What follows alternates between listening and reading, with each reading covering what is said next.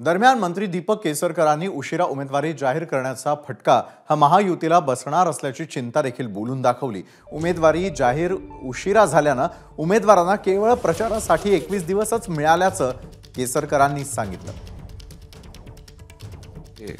8 जागा तरी येतील, 8-9 अशा येणार नाही। त्याने दुसरी एक गोष्ट लक्षात घेतली पाहिजे की स्ट्राईक रेट हा शिंदे साहेबांचा जास्त असणार, कारण आम्ही 15 जागा लढवल्यात। आणि त्याच्यामध्ये एक दुसरी चूक निश्चितपणे घडलेली आहे, जी सर्वच पक्षांकडून घडली, की आमचे सगळेच उमेदवार उशिरा जाहीर झाले।